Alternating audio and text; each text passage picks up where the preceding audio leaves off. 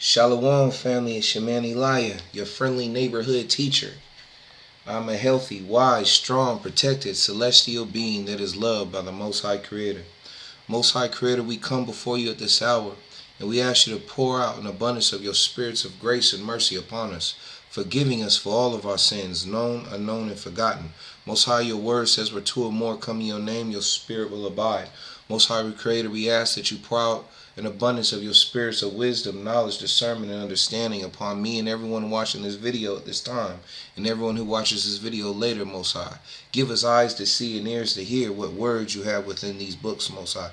Give us understanding of your wisdom, Most High. Take us to another level. In Yahushua's mighty name we pray. Ashe, Ashe, and Ashe. Family, I know I usually start off with reading a Bible verse, but I'm not going to lie. Forgive me, Most High, I forgot. I was, my mind just, I was behind. I need to get to it and I wasn't thinking. But the next video, we're going to go ahead and we're going to put the scripture. But we reading from the Zohar today, family. We just, we don't usually do about the usual 10, 12 page. But that'll usually take us a minute because, I'm such a great reader. But anyway,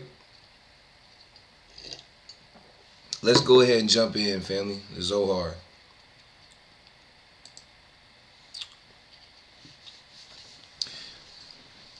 Ooh, one second. Let me get me something so I can, okay. And they that are wise shall shine as the brightness, Zohar, of the firmament. And they that turn many to righteousness as the stars forever and ever.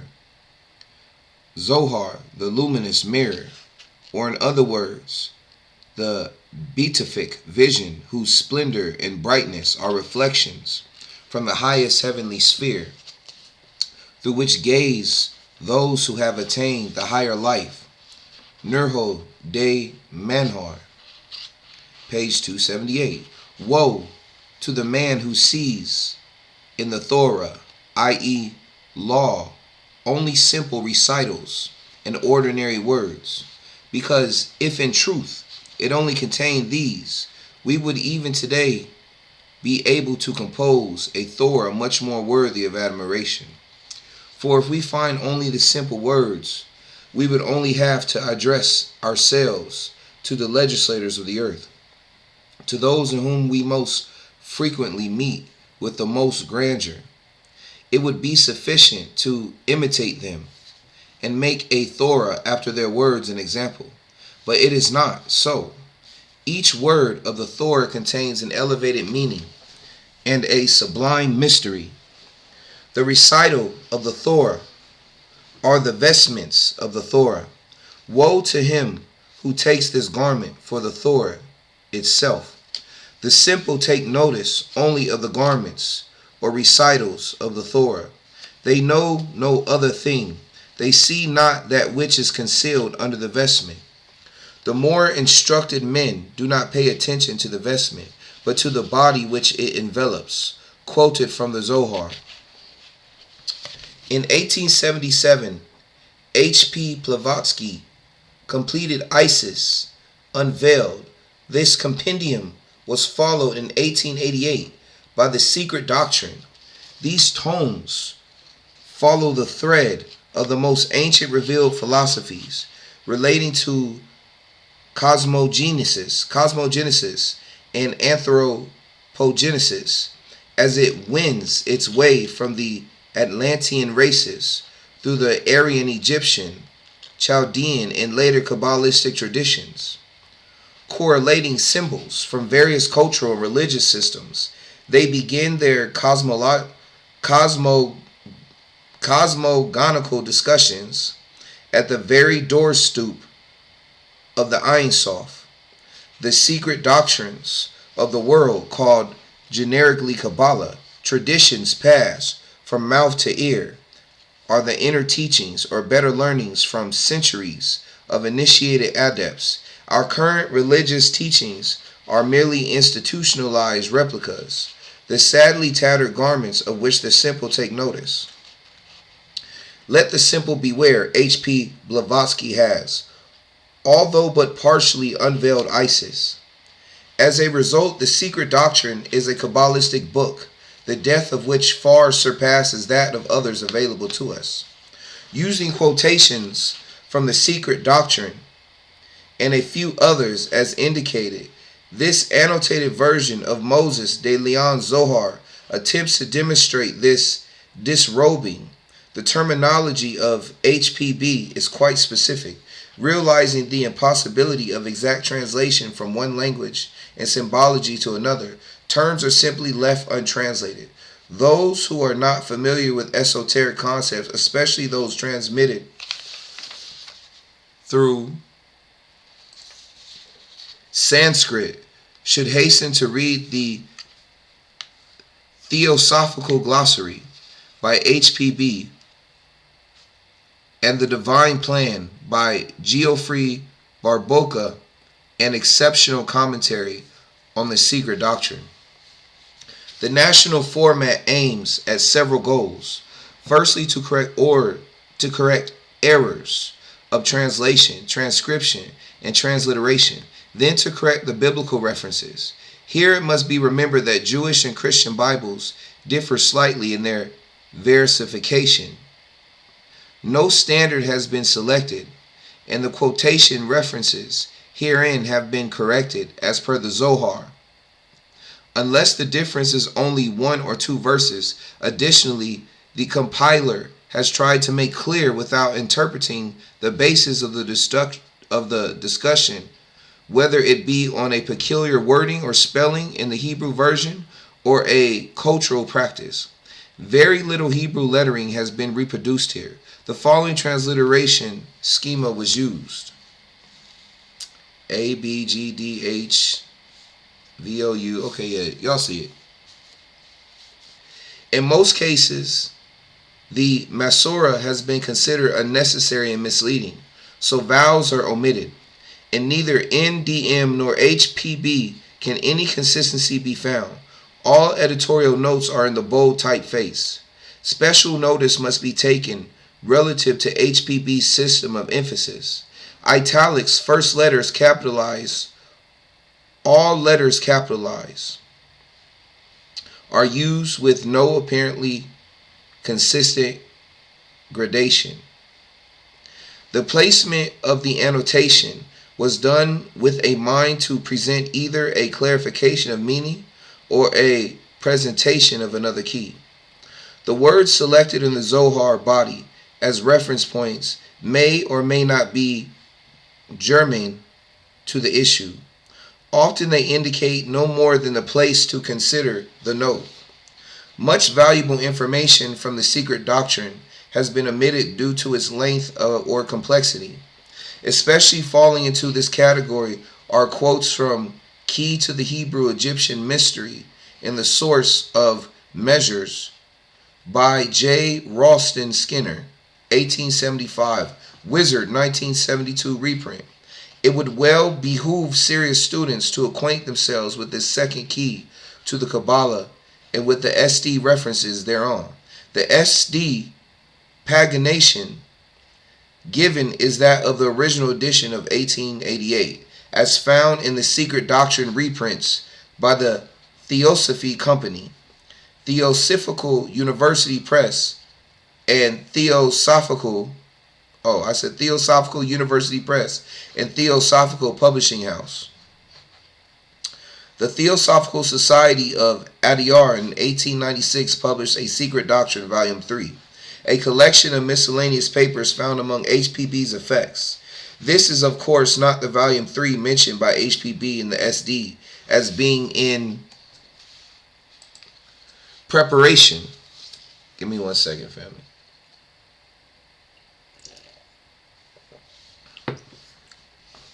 It remains undiscovered. In 1938, the Adiyar edition was published in 6 volumes with extensive editing volumes, corresponding to the first and second volumes of 1888 and the 5th volume covering the so-called Volume 3, added in 1896 by Annie Besant. Volume 6 of this edition contained a new index and bibliography. Unfortunately, with the over 10,000 changes affected, a common shurat number of typos and errors found their way into the text. With the discovery of the lost Wurzburg manuscript in the 1920s, it was found that materials gathered by Miss Besant for her volume 3 SD were in fact the original uncorrected foolscap used in the preparation of the Wurzburg MSS to 1886. These facts are set down in some detail by Boris de Zirkov in his historical introduction to the Adyar 1978 publication of the SD 1888 pagination, 2 volumes plus index volume. The historical introduction has also been issued as a 78-page paperback entitled Rebirth of the Occult Tradition. When the 1978-1980 editions of the Nurho de Manhar translation were published, no other alternative existed. If the old SD3 references were to be included, then to cite SD3. Now, however, with the publication of the 14th volume of the collected writings of H.P. Blavatsky, which carefully compiles with the actual text of the Wurzburg manuscript, all such citations can be shown in their original unedited form. Accordingly, over 150 corrections have been included in the present edition, and all former references to SD3 have been revised to BCW, followed by a Roman numeral indicating the appropriate volume. In spite of difficulties of translation, or perhaps because of them, Nurho de Manhar undertook to render the Hebrew Zohar into English. It has not been determined whether the Cremona Mantua or one of the several latter editions was used. As a check on his literal accuracy, his translation was compared with the Sansino edition, Cremona folio indication being added therefrom, and several deviations are noted. The folio pagination has been placed with the first note occurring on the page for editorial ease. The actual page change might be anywhere on the page. The accuracy is limited further since even Moses de Leon compiled his midrash from several minor manuscripts, which had been committed to writing at first by Simon ben Yochi, his son Rabbi Elazar, and his secretary Rabbi Abba. It is well to remember that the Kabbalah by Isaac Meyer, being compiled from writings of Ibn Gibrol, some 225 years prior to the Zohar of Moses de Leon, contains the same learning, but does not couch it as biblical commentary in the matter of the Midrash of the R. Simon B. Yochi, Ibn Gerbrol's writing, are more closely in accord with the Chaldean Book of Numbers, unavailable in the West at present. This Book of Numbers, from which the Sefer Yetzirah was taken, is often referred to simply as the Kabbalah by HPBN. Conceptual accuracy is only determinable as the Talmudic Hebrew symbology is shown to relate to its successive predecessors, ancient Hebrew, Chaldeo-Babylonian, hieroglyphic Egyptian, and Aryan before. Even though NDM didn't publish beyond Parsha Lek, his translation is committed to terms consonant with the secret doctrine and was thus chosen for reproduction. Also, HPB considered the first 4 chapters. I keep thinking of HPV every time. Forgive me, family. Also, HPB considered the first 4 chapters to contain the whole story, the rest being merely allegorical repetition. Thus, the Sephiroth become the Elohim, which become the patriarchs, just as the builders become the Prajapatis, which become the Rishis in the Eastern Kabbalah. Consequently, the majority of SD references are directly applicable to early sections of the Bible, and therefore the Zohar, since the function of its edition is to show esoteric students of all traditions how to approach the Zohar, even without knowledge of Hebrew language or culture, this incompleteness is of secondary importance. A major hurdle to intelligent learning of midrashic and Talmudic literature is surrounded by the secret doctrine.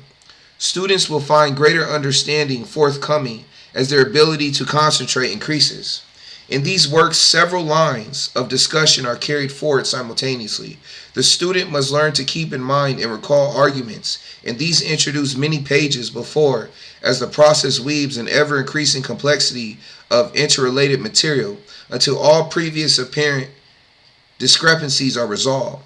This method of discriminative development is peculiar to Jewish learning, and as per Maimonides, is the raison d'etre of Talmudic pupil. Western students have typically disregarded the secret doctrine for this reason. A close study of it, however, reveals its great continuity of thought and development of abstract and highly refined distinctions. Who was Nerho de Manhar? This remains a mystery. His use of English would suggest a British education, as does his understanding of Jewish cultural practices. The manuscript was probably mailed to the United States and published without adequate proofing, as evident by misprints in the original installments of the word. These have been corrected by notation when considered misleading. The apparent literal and conceptual accuracy of his transcription of Kabbalah from Chaldea Jewish tradition, recorded by Moses de Leon and his Christian Gnostic believing co-workers, speak for itself, though. His oft-times poetic rendition brings life and heart to the study of their development. Its incompleteness is regretted for this alone. By reading this edition concurrently with the Sansino, that somewhat materialized garment might become of renewed value, as in the ancient Midrashic and later Talmudic traditions. Moses de Leon presents the Kabbalah based on biblical foundations.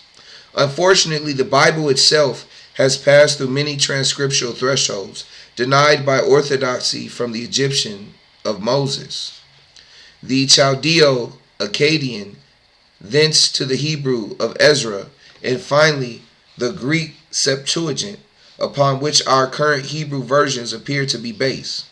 Interpreted, corrected, and edited by the Masorah and the Church, it has become verily the Book of Babel. The present volume is presented with the hope of clarifying many of the resultant dogma by Theosophists or divine wisdom. Okay, that was like the, what's it called, family? The opening, the writer's remarks. Now we jumping into the meat. The Sefer HaZohar of the Book of Light, or the Book of Light, by Nerho de Manhar. As a preliminary to the translation of the great Kabbalistic work, the Sefer Zohar, or Book of Light, we purpose to sketch in brief outline the history of its origin, the nature and purpose of its doctrines and teachings, as also the great influence of its philosophy, which is reflected in the writings of Albert the Great, Reuchlin, Raymond, Lowly, Boheman, Moore, the Platonists, Spinoza, Balzac, and many others whose names are famous in the annals of literature and learning. To the readers of the late Madame Blavatsky's works, Isis Unveiled and the Secret Doctrine, this will doubtless prove acceptable and enable them to understand and comprehend those parts in which she has incorporated the philosophy respecting the Sphäroth and shown its close similarity in many of its aspects with Eastern teachings.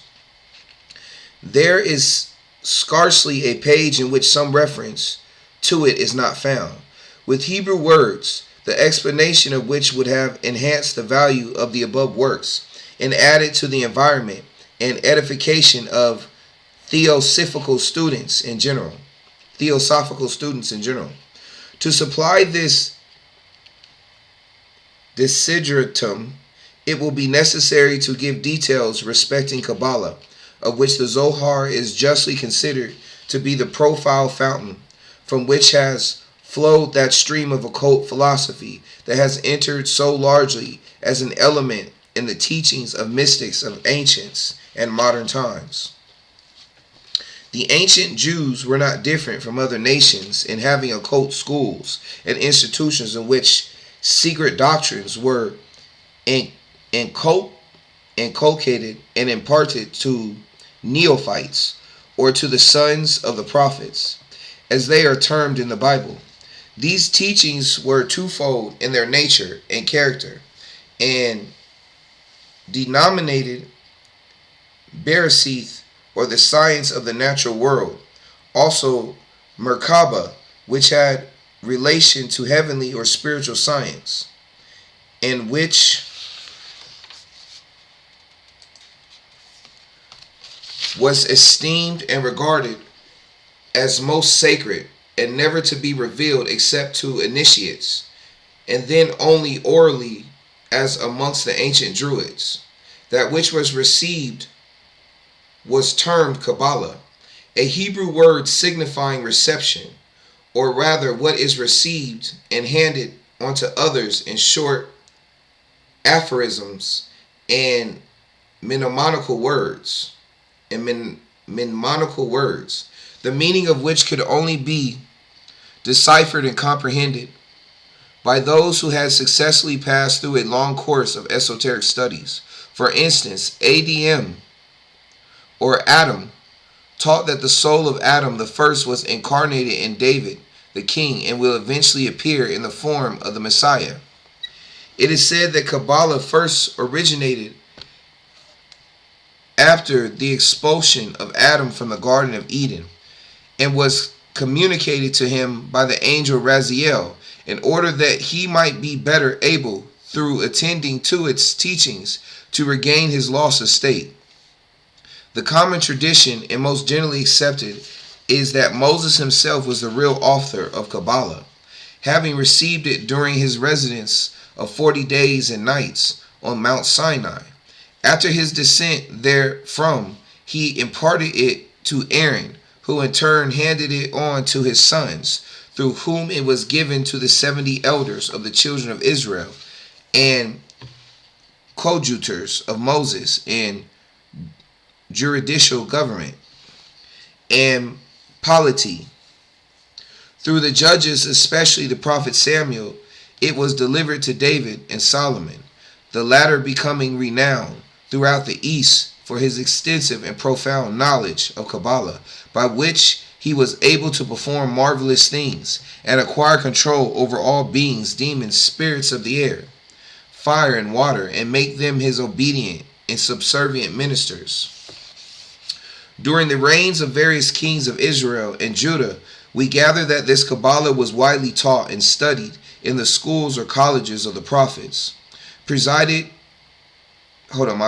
the reign of various kings of Israel and Judah, we gather that this Kabbalah was widely taught and studied in the schools or colleges of the prophets, presided over by hierophants, of whom Elijah and Elijah were remarkable examples, and distinguished not only by their loftiness of character, but also for their knowledge and manipulation of nature's occult forces and powers, by which they stand out boldly and prominently in Jewish history.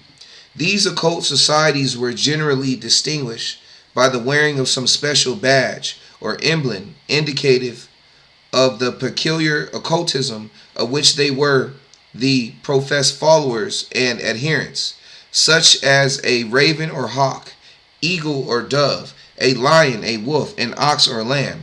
Their members, whenever sent out to any benevolent expedition or political mission, always went in couples, similar to the rule of custom in vogue at the present time with monks and nuns in the Roman Catholic community.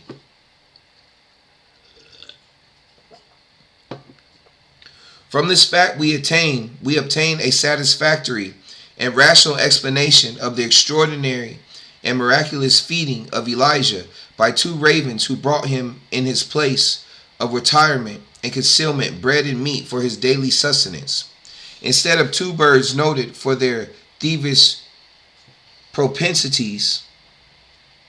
We see how 2 members of an occult school who were perfectly acquainted with the whereabouts of Elijah and so ministered to the bodily wants and necessities of their great Hierophant. It is also related of Alexander the Great, on his entering into one of the chief cities of Egypt, that he was welcomed by 12 doves at the head of a large procession of the citizens, and who greeted his presence with some remarkable signs of congratulation and strangeness, of which vanishes and disappears when we recognize in these doves members of some occult institution held in veneration by the general populace, and thus qualified to be the exponents of their good wishes and feelings toward the conquering Alexander. The Babylonian captivity brought the Jews into immediate contact with Chaldean and Persian philosophy, which introduced a great change in their speculative ideas of the creation and divine government of the world. Chaldeans, hold on, is that Chaldean? Oh yeah, Chaldean magic and occult science became objects of deep interest and study, and ultimately resulted in the formation of new societies and sodalities, in which secret rites and ceremonies were performed and celebrated. All knowledge of their teachings was jealously guarded, and their members were bound by the most solemn oaths not to divulge or reveal them to the profane or common people. These esoteric schools abounded throughout the East, especially in parts of Arabia and adjacent countries. And now we enter into the historic domain and gather from the pages of Philo Judaeus, a famed Jewish mystic and philosopher, who in his treatise on the advantages accruing from a contemplative life makes mention in reference to the Essenes, and gives a somewhat full account of their methods and objects of study.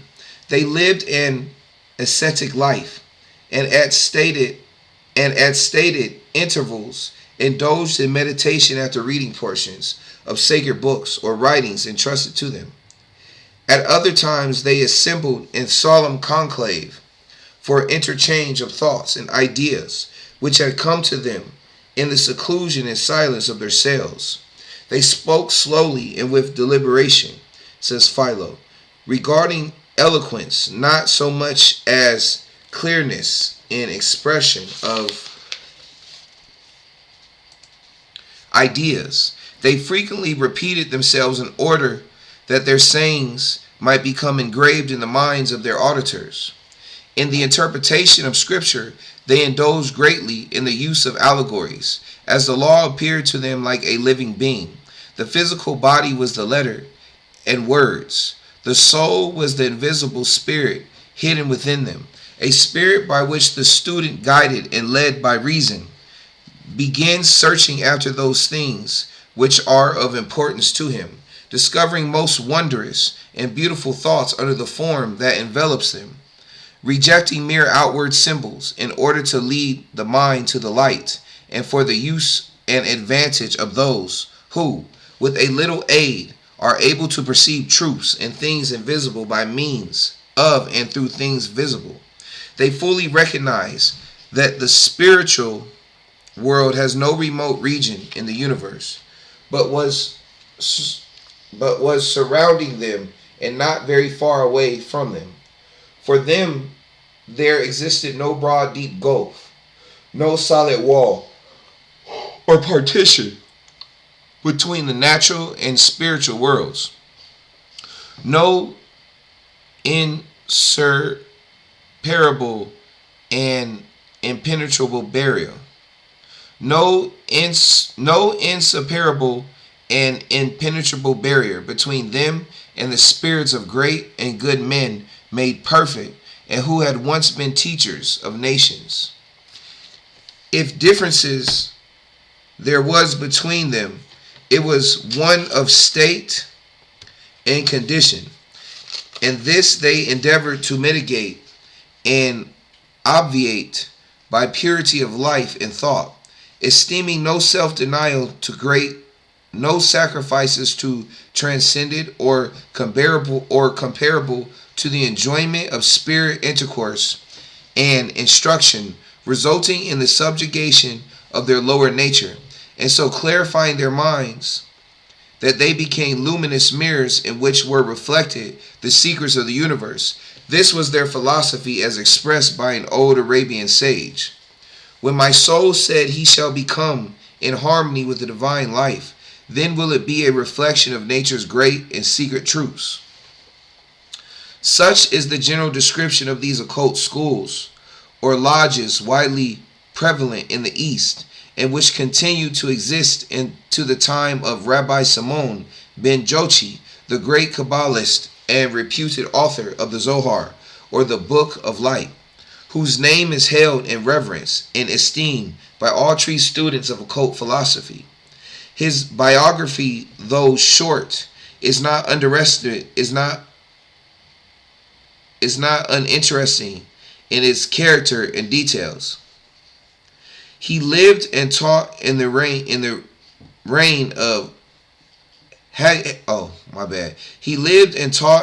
of Hadrian, the Roman emperor, when the Jewish nation was subject to much hardship and persecution, and their rabbis or recognized teachers labored under grievous disabilities, being prohibited from giving instructions to their students, a restriction which Rabbi Simon had the singular boldness and courage to ignore and disregard, and thus incurred the anger and displeasure of the Roman rulers. He had to flee for his life and conceal himself in an unknown and solitary abode. He had been holding a discussion in one of the synagogues with Jehuda ben Eli and Jose ben Halefta, or Jos ben Halfeta, two famous rabbis on the comparative character of Jewish and Roman manners. Jehuda commenced his discourse with an eloquent eulogium on the Romans as the greatest promoter of the material convenience and civilization of the people they governed, instancing their public works, architecture, and the patronage they gave to the useful arts. When Rabbi Josi's turn came to speak, he exhibited the cautiousness which had given him the surname of the prudent, and observed an impressive silence. The desecration of his colleagues was, however, lost upon Simon, whose animosity to the Romans for the harshness and cruelty exhibited towards his brethren vented itself in a fiery invective against the oppressors, which, becoming the topic of public conversation, aroused and excited the displeasure of the civil authorities. He, along with the above rabbis, was summoned to appear before the magistrates. The silence of Rabbi Josi was deemed a sufficient ground for banishment to Sepphoris. Rabbi Judah was allowed to exercise the office of a preacher in the synagogue, but Rabbi Simon was condemned to death, a sentence which he evaded and escaped by immediate and timely fight, accompanied by his son Eleazar. For several years he remained in seclusion and lived as a hermit in a cavern, engaged in the development of Kabbalistic science as embodied in the Book of Zohar. After the death of the Emperor Antonius, he left his place of concealment and reappeared as the founder of a school in Tekoa, a town in Palestine. About 300 of his sayings are recorded in the Talmud. The whole of his life was absorbed and spent in the study of Kabbalah, in which science he was and still in regard as one of its most eminent masters. He lived in a world of his own, in a region beyond the bounds of ordinary nature. Students and learned rabbis from all parts flocked to him and enrolled themselves as members of his school, in which subjects of the highest philosophy were discussed. Instructions by great teachers such as Moses, who in the Zohar is styled the faithful shepherd, and the great prophet Elijah, who in luminous and resplendent forms appeared to their mindset, were imparted on matters and subjects of the most abstract and occult characters, and which were recorded.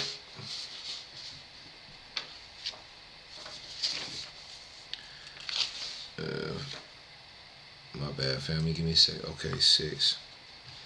Oh yeah. Let me go back real quick.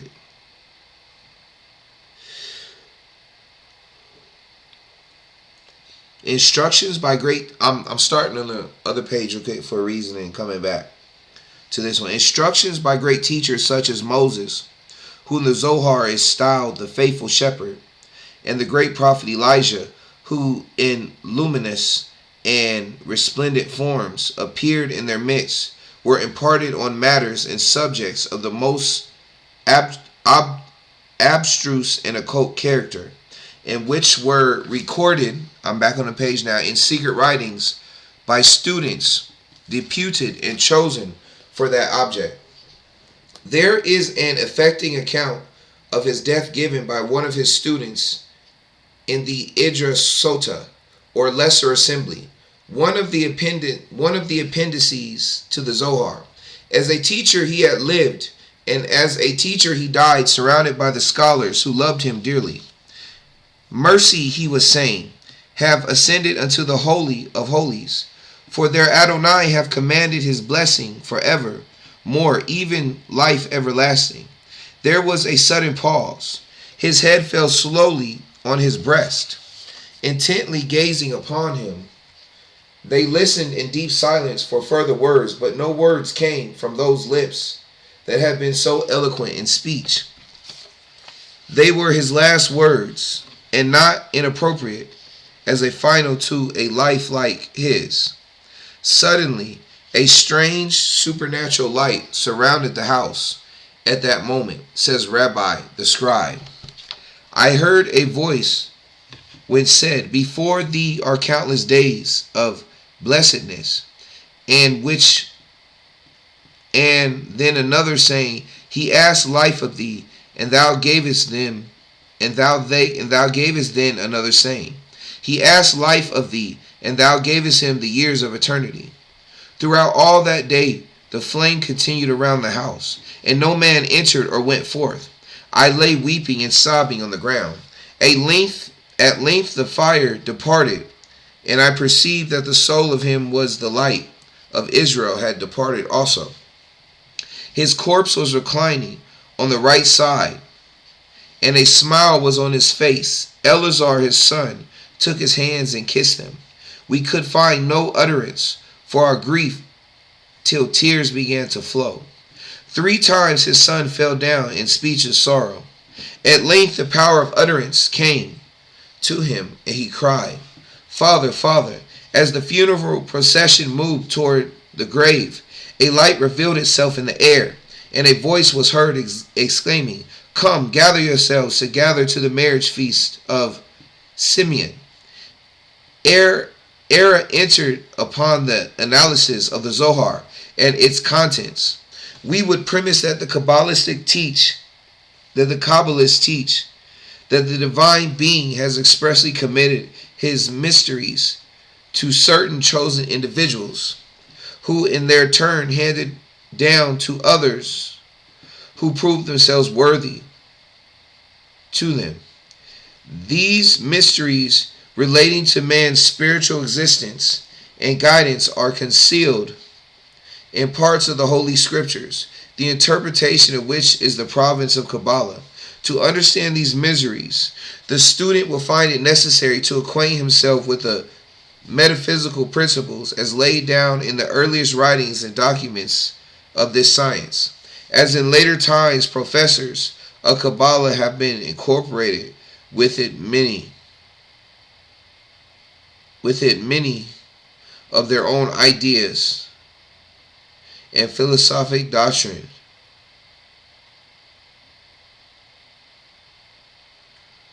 Okay, family, hold on. Where was I at? Okay. To understand these mysteries,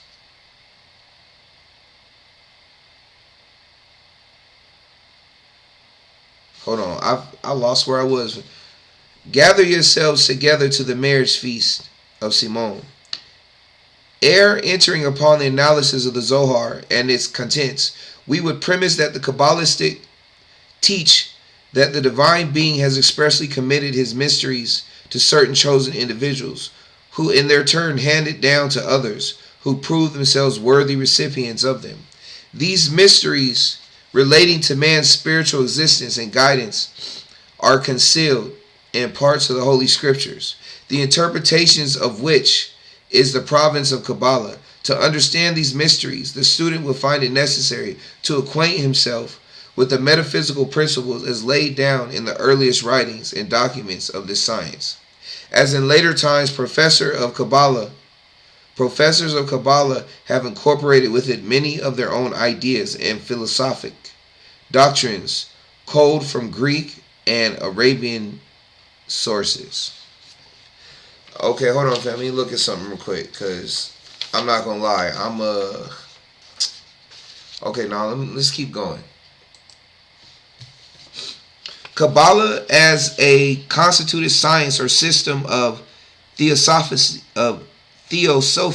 is divided into two separate sections, the theological and the practical.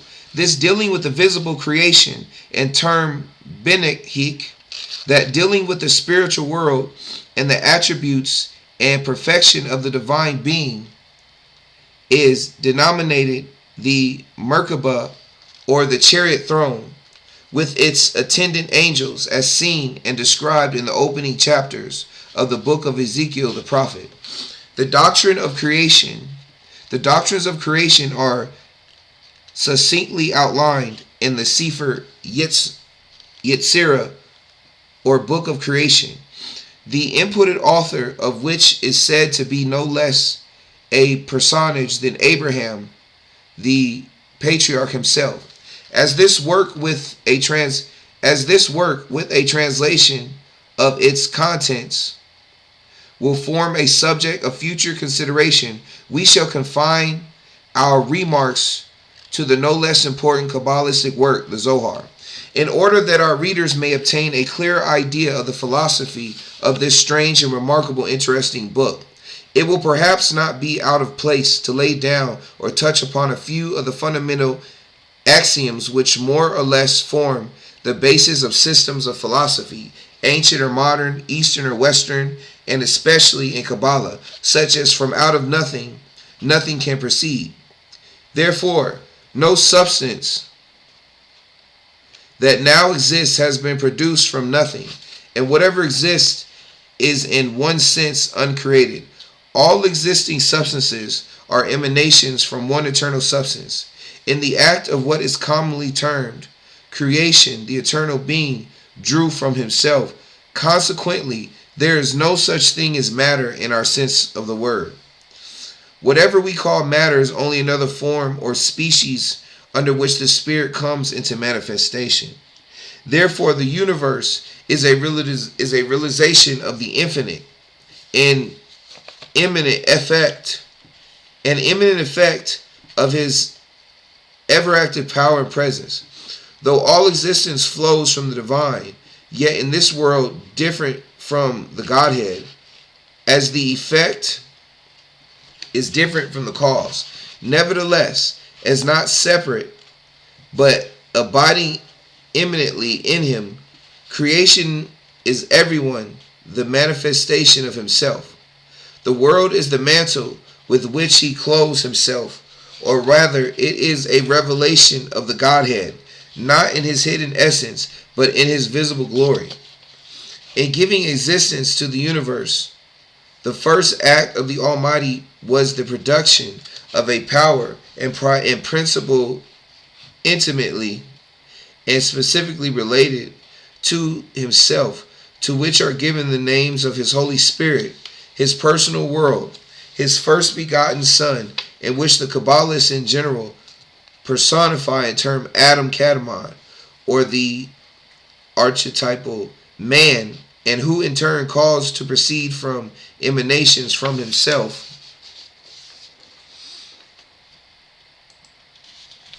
All the lower forms of actual existence in their several descending series and gradation. According to Kabbalists, God is the author of the letters. Spirit is a revelation of thought in the form in which intellect or mind pronounces itself most distinctly. Letters are the organic elements of speech, and therefore he who taught man language, or who made him, as one of the Targums expresses it, Ruach Mem-e-Elah, a speaking spirit, must have been the author of the letters of the primeval language. The first 10 numbers and 22 letters of the alphabet, considered analogically as types of divine operation, are denominated the 32 paths of wisdom, of which the Almighty created the universe. The works of God, says the author of Kasri, author, famous Kabbalistic work, are the writings of him whose writing is his word, and whose word is his thought. So that the words, work, and thought of God are one, though they seem to man to be three. And in the universe harmony reigns in manifoldness, so the letters and numbers constituted a system which has its certain hierarchy. The unit predominates over the three. The three rules over the seven over the 12. The center of the universe is the celestial dragon. The circuit of the zodiac is the basis of the year. The heart is the center in man. The first is elevated in the world like a king upon his throne. In the 7 organs of the body, there is a kind of opposition which sets the one against the other, as in battle array.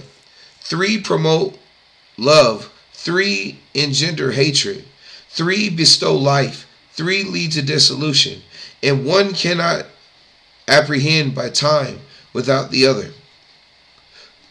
Over the whole of the triple system, over man, the world, and time, over numbers, letters, and Sephiroth, the only true king, the one God, rules forever and ever.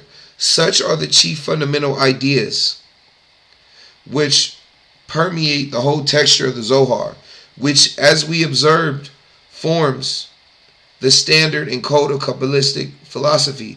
The body of the books takes the form of a commentary extending over the 5 books of Moses, viz., the book of Genesis, Exodus, Leviticus, Numbers, Deuteronomy, and is of highly mystical allegorical. The book of Genesis, Exodus, Leviticus, Numbers, and Deuteronomy, and is of a highly mystical and allegorical character, in which was the most general and favorite method of teaching and imparting instructions to Eastern countries. In addition to these, there are 18 supplementary portions.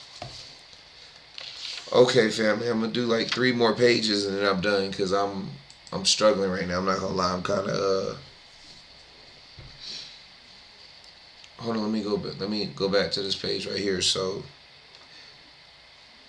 1. Sephra Nutha, the Book of Mysteries. 2. Idra Rabbah, the Great Assembly, referring to the school or college of Rabbi Simon's students in their conferences for Kabbalistic discussion. 3. Idra Sota, the lesser assembly of the few disciples that remained for the same purpose toward the end of their master's life or after his decease. Saba, the aged man. Midrash, Ruth, a mystical exposition of the book of Ruth. Sefer HaBahia, the book of clear light. Sopheth, an edition. Ray Malima, the faithful shepherd, Moses. Hakaloth, the palaces. Sithri Torah, the secrets of the law. Midrash HaNilam, the concealed treaties. Rosdi Racin, the mystery of mysteries. Midrash Chasith, on the canticles. Mamorta Chasi, so-called from its first words, come and see. The youth. Pekuta, illustration of the year. Chibura Kadma, the early work. Methutin doctrines. The contemporary is sometimes called Zohar Gradol, the greater light. The supplements Zohar Katan, or the lesser light. Though the Zohar is said to be a commentary on the Pentateuch, it must be understood that the interpretation is Kabbalistic, and that the literal sense of the words is only a covering or garment of the true meaning. With the Kabbalists, there are two ways of regarding and speaking of the divine being. When they speak simply and directly of his nature and attributes, their style is severely metaphysical and abstruse. But at other times they indulge in the use of metaphor and allegory to most extraordinary, if not extravagant, degree. At the same time, declaiming against the possibility of any attempt to describe the incomprehensible because infinite being. This is especially the case with the Sifra Dinutha, or Book of Mysteries, of which the following extract is a fair sample of his style. He is the ancient of ancients, the mystery of mysteries, the concealed of concealed. He hath a form peculiar to himself, but he hath chosen to appear to us in ancient of ancients, yet in the form whereby we know him, he remaineth.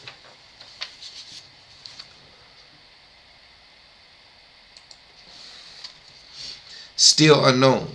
His vesture is white, and his aspect that of unveiled face. He sitteth on a throne of splendor, and the white light streameth over 100,000 worlds. This white light will be the inheritance of the righteous in the world to come. Before all time, Ensof, the boundless one, the unoriginated and infinite being, existed without likeness, incomprehensible and unknowable. In the production of finite existence, the first act was the evolution of the Memra, or the book. Dang it, where'd I go? Okay, family, look, I'm gonna stop right here because I'm not gonna lie. I've been up late and I'm usually a bad reader, but this is really like I'm falling asleep while I'm reading. Like, it's good, like I'm reading some good stuff, but I need to stop right now, family, because I know it's horrible right now, and y'all probably like, dang, he messing up. So I'm gonna stop for now, and we gonna pick it up the next time I pick this book up, family. I apologize. It's very unprofessional of me. I'm a healthy, wise, strong, protected, celestial being that is loved by the Most High Creator. Be blessed, family. Shalom.